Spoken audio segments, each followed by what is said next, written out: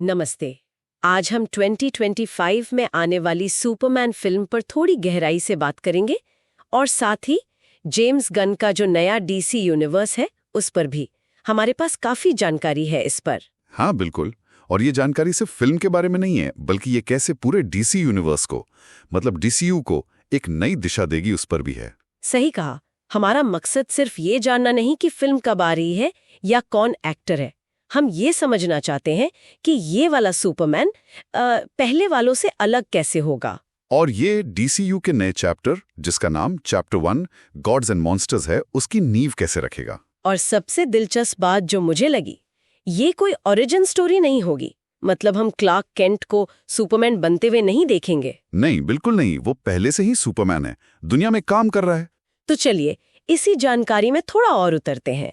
Film की release date तो पक्की है, 11 जुलाई 2025, और इसे लिख और डायरेक्ट कर रहे हैं जेम्स गन खुद, जो डीसी स्टूडियोज के सह मुखिया भी हैं।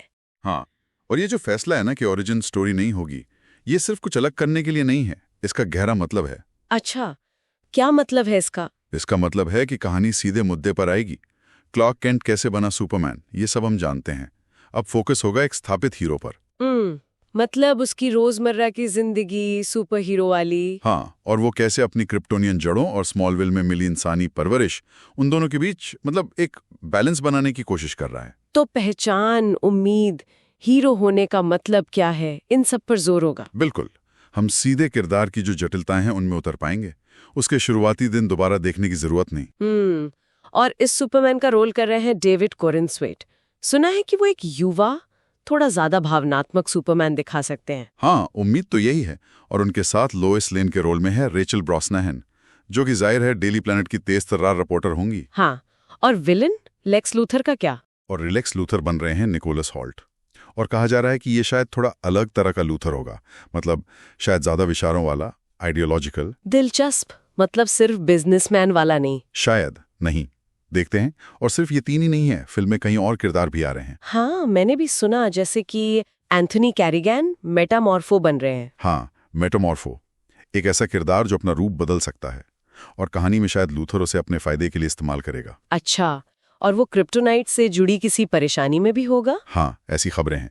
ये किरदार कहानी में एक अच्छा नैतिक संघर्ष, मतलब मॉरल कॉन्फ्लिक्ट ला सकता है। वो हीरो बनना चाहता है या नहीं, ये सब। ये तो वाकई इंटरेस्टिंग है। और कौन कौन है? नेथन फिलियन है गाय गार्डनर वाले ग्रीन लैंटर्न के रोल में। ओह वाह, हाँ। गाय गार्डनर। हाँ, इजाबेला मर्सीड हॉक गर्ल बनेंगी।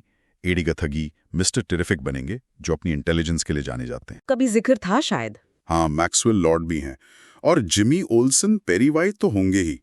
और हाँ, क्रिप्टो द सुपरडॉग भी। क्रिप्टो, चलो कुछ मजा भी आएगा फिर। बिल्कुल। तो ये सिर्फ एक सुपरमैन फिल्म नहीं है, ये पूरे डीसी यूनिवर्स के लिए एक लॉन्च पैड जैसा है। हाँ, यहीं पर जेम्स गन का विजन साफ नजर आता है। ये डीसीयू के चैप्टर 1 गॉड्स एंड मॉन्स्टर्स की ऑफिशियल लाइव एक्शन शुरुआत होगी। सही कहा।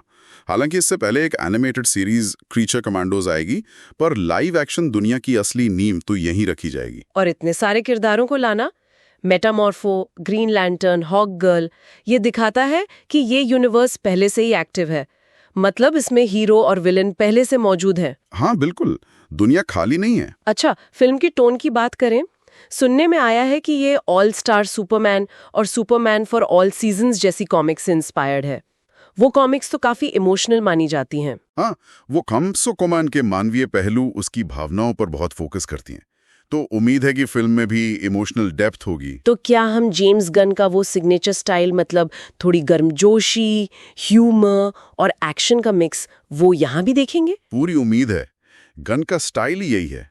किरदारों के बीच अच्छे मूवमेंट्स, थोड़ी मस्ती जैसे क्रिप्टो के साथ हो सकती है, और जबरदस्त एक्शन भी। ऑल स्टार सुपरमैन से प्रेरणा का मतलब क्या हो सकता है? शायद सुपरमैन अपनी ताकतों की लिमिट्स को समझेगा। हो सकता है, या शायद अपनी नश्वरता के बारे में सोचे।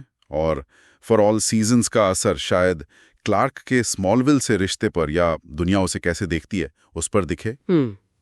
लेकिन एक सवाल मन में आता है, इतने सारे किरदार एक ही फिल्म में डालना, क्या इससे कहानी थोड़ी बिखर नहीं जाएगी या दर्शकों के लिए कंफ्यूजिंग नहीं होगा? देखो, ये चिंता तो जायज है। बैलेंस बनाना बहुत जरूरी होगा। जेम्स गन को ये संभालना होगा। हाँ, क्योंकि आप पूरा यूनिवर्स रीबूट कर रहे हैं। सही बात। लेकिन इससे फायदा ये भी है कि ये शुरू से ही दिखा देता है कि भाई ये एक बड़ा यूनिवर्स है, सब कुछ जुड़ा हुआ है। मतलब ये भविष्य के प्रोजेक्ट्स के लिए रास्ता बना रहा है, जैसे दी अथॉरिटी, या ब्रेव इन द बोल्ड। हाँ बिल्कुल, दी अथॉरिटी जो एक अलग किस्म की सुपर हीरो टीम है, ब्रेव इन द बोल्ड जिसमें बैटमैन और रॉबिन होंगे, फिर Supergirl, Woman of Tomorrow, Swamp Thing, इन सब के लिए ये फिल्म जमीन तैयार कर रही है। तो ये सिर्फ किरदारों का इंट्रोडक्शन नहीं है, ये वर्ल्ड बिल्डिंग है। एग्जैक्टली, दुनिया बनाने का तरीका है ये।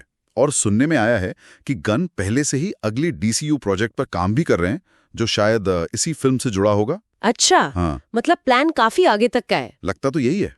2025 से 27 तक कई प्रोजेक्ट्स लाइनअप में हैं। The Authority, Brave in the Bold 2026 में, फिर सुपर गर्ल, स्वैम्प थिंग और टीवी सीरीज भी हैं, Booster Gold, Lanterns, Waller. Fan film एक नए तरह की कहानी है, हाँ, एक स्थापित सुपरमैन पर केंद्रित, जो अपनी पहचान और जिम्मेदारियों के साथ जूझ रहा है। इसमें इमोशनल गहराई होगी, गन का स्टाइल होगा, और सबसे बड़ी बात, ये एक नए महत्वाकांक्षी DC यूनिवर्स का दरवाजा खोल रही है, कई किरदारों और कहानियों के साथ। बिल्कुल। तो ये सिर्फ एक फिल्म नहीं, एक शुरुआत है। हाँ, और ये हमें एक दिलचस्प सवाल पर भी छोड़ता है। जब आप एक ऐसा यूनिवर्स शुरू कर रहे हो जहां सुपरमैन पहले से है और इतने सारे हीरो भी, हाँ, तो किरदारों के सामने सिर्फ बाहरी दुश्मन या फिजिकल चुनौतियां ही नहीं होंगी। सोचना ये है कि दुनिया के सबसे ताकतवर हीरो के लिए या बाकी हीरोज के लिए भी इस नई दुनिया में किस तरह की अंदरूनी, मतलब मानसिक या नैतिक मुश्किलें पेश की जा सकती हैं। ये सोचने वाली बात है। शायद असली लड़ाई बाहरी दुश्मनों से ज्यादा अंदर की होगी। हो सकता है शायद यही इस नए DCU को और ज्यादा दिलचस्प बनाए। बाहरी एक्शन के साथ साथ अंदरूनी कश्मकश,